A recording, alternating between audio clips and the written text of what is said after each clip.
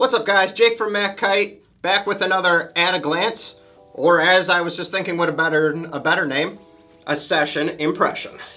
Yesterday I was able to finally test some of the 2022 Duotone gear. I've ridden the traditional stuff for a long time. I got to experience the SLS last year with the Neo and I really liked that. This year they made the Dice in an SLS construction. They do still make a regular construction, unlike the Rebel, which is strictly SLS. And I got to ride the Juice D-Lab. They don't make that in an SLS, it's just a regular, or the D-Lab, which is the Alula material. I felt pretty premium out there on the beach. Did that translate to a good session? Let's find out. So I get there, I rig up, I am super stoked. The SLS, it was fairly traditional when it comes to the Duotone experience. It still had the wingtip valve that you got to make sure you plug right off the bat, or you pump in perpetuity. You go ahead, you clip on the hose. Remember, Duotone does require a different adapter. I tend to use the Duotone pump because it just makes life easy. If you have a standard pump, just make sure you have that adapter so you can inflate your kite. Get that sucker pumped up. Of course, I wrapped a bridle right off the bat, so make sure when you are pumping up, the bridle is not around the wingtip, because once you inflate this, it's really hard to bend that over and get that set. So I went ahead, deflated it, pretty standard deflation system, folded that bridle over the wingtip, got it rigged up, bam, we're on the water. Right off the bat, I am super underpowered. But that's a great opportunity to try the SLS and see how it compares. So the Dice, I have found, tends to ride probably like a size down. So a 13 meter Dice feels a lot like a 12 in something like a Rebel or a Switchblade.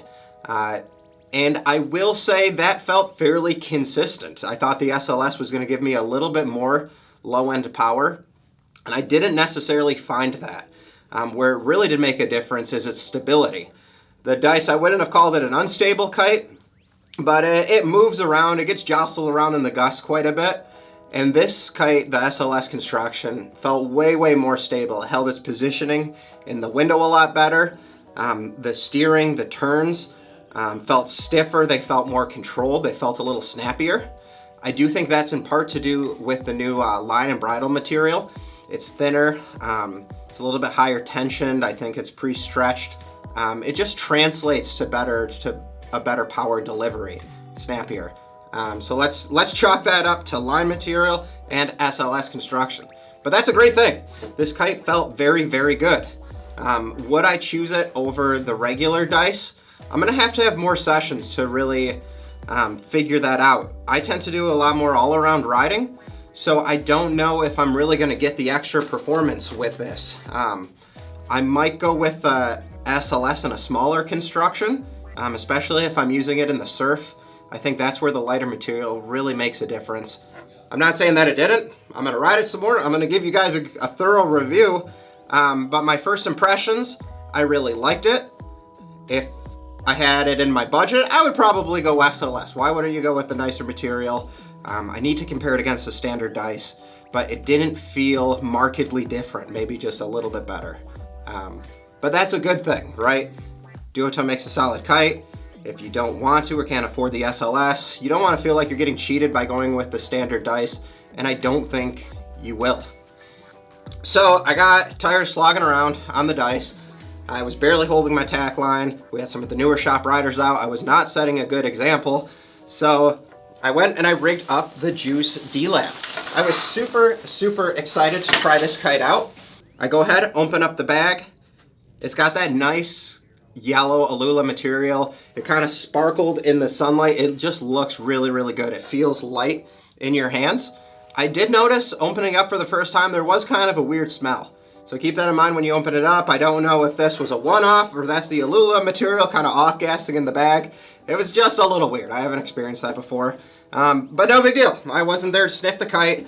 Once I pumped it up, the smell was gone. It's total non-issue. And I went ahead and popped the kite in the air. This D-Lab material really does make a difference. Alula is certainly an evolution in kiting. It doesn't mean your kite has to be Alula, but there are performance characteristics you get from this material that do translate to advantages on the water. This kite was super, super grunty. I do think I made a bit of a sacrifice. The moment I put down the dice, of course, the wind ticked up and I found myself a little bit overpowered. With that said, in the past, I've been overpowered on the juice and I've had a hard time managing that power. It's one of those kites where when there's too much wind, I need to put it down and rig appropriately. The D-Lab, that Alula material, I don't know quite what it is, but I was able to control the power a little bit better. The bar pressure was actually surprisingly a little bit on like the light to medium size. On such a large kite with so much power, I figured my arms were just gonna get torn up, and they actually felt quite comfortable. The kite was very stable. It did a really good job driving forward in the window. When you jumped it, it was just like a big old parachute in the sky. I needed to get my timing dialed a little bit because I wasn't ripping it through the window fast enough, and I found myself landing under the kite quite a bit. But spending a little bit of time playing with it, I know I would get that dialed down. It's just one of those things, you don't expect a kite to float you like a glider quite as much as this did. And the wind was probably a factor. Again, I was quite overpowered, but I was really, really impressed. The shape, I thought, looked a little bit flatter than I remembered the juice, but you know how memory is. It's very unreliable, so there might not be a big change there. But I did feel like it was really grunty. It seemed a little bit flatter than I remember it being, but this is a kite I would feel really comfortable having in my quiver. On those light wind days, there's not really much more I would expect from a light wind kite. The turning speed was pretty dang good for a 15 meter in the lighter construction. And again, as I talked about with the dice, with the line material, you do get a very responsive kite. It's not gonna be responsive like a 10 meter, despite what the marketing may say, but it is faster than its non-Alula counterpart. On that note, I wanted to figure out what exactly is the weight difference. The weight difference is only one component of this. The stiffer material does make a big performance difference as well, but I just had to know what the difference was. So I compared this to a juice that had not been inflated. Obviously I inflated this one, and the regular Juice 15 was 7.8 pounds. This one was an even 7. That's out of the bag, that was just the kite. Going to the Dice SLS, I tested that as well. I believe the regular dice was 7.8, and this one was 7.3 or 4. So you do shed a little bit of weight with this material. The D-Lab obviously is more pronounced, and having a 15 meter kite that weighs 7 pounds, that's pretty rocking. I'm super excited to ride these kites more. I liked both of them quite a bit. I feel like Duotone's a really solid brand.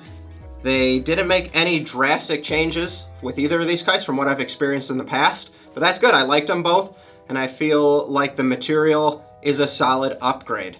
I would probably be more interested in spending the extra money on the Juice D-Lab because I felt like there was more of a performance difference than the standard construction juice I've ridden in the past. That's not to say the standard construction juice is bad. It's a really, really solid kite, but if you're really looking to maximize your light wind riding, that's where the D-Lab does make a difference in my opinion. Anyway guys, sorry that was a little long-winded for a first impression. Almost bordered on a review, but please don't treat this like a review. I need to ride this more. I went from an underpowered session to an overpowered session. Those are important sessions to have in a review, but they should not define a review. As always, thanks for checking us out. This has been Jake with MACkite.